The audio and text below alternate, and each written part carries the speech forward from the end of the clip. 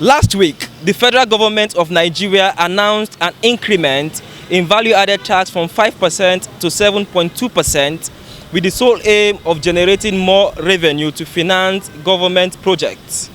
The value-added tax is a consumption tax that is placed on a product whenever value is added at each stage of the supply chain from production to the point of sale. Today on Yans on the Street, we shall be feeling the pulse of Nigerians on what they think about this new government policy. I'm Michael Angel, reporting for Yans TV. But I think personally, from my own point of view, I don't think this is the right time to do it. So the reasons are this. We'll look at our economy. How is our economy doing? If we have a vibrant economy and you want to do this, fine. But our economy is still struggling to survive.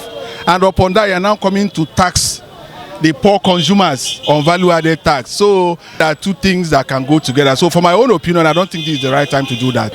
It's a good idea, but I hope for the federal government to properly utilize the tax generated from Nigerians for the purpose it was meant for in the first place. You don't expect a nation that is ranked the poorest in the world, a nation that is still grappling with the effects of global meltdown, to bring up a policy of tax increments. The VAT at 5% was actually a burden on the poor. Now, if this hike comes into being, the transport system will hike, the bread seller, the akara seller, everything, it will impact negatively on the country. Everything. So I really urge the government to really think about this and remove this policy if possible. Let them give tax holiday to some of the companies that are still producing in this nation. Now they are talking of agriculture. The farmer, if this policy should come into being, the farmer will be affected because the price of bringing their goods out of the farm to the public domain will also be affected. And rice and all these things they are talking about will also be increased. And it will, see, Buhari doesn't go to our common market. None of the ministers, none of the senators go to our common market. It is you and I that goes to this common market. And bread, which is the common man's staple food, rice, which is the common man's staple food, will be affected by this increment. I learned last week that rice is selling at 20-something thousand in Lagos. Can you imagine that? And this is a policy that they are claiming will bring down food prices, but we are seeing that the reverse is the case. The policy is here to take off, and now we are seeing the adverse effect on the people. So I really urge the government in this situation to go into policies that will impact on the people positively. The VAT increment is not really proper to increase it presently because of the condition people are passing through. You understand?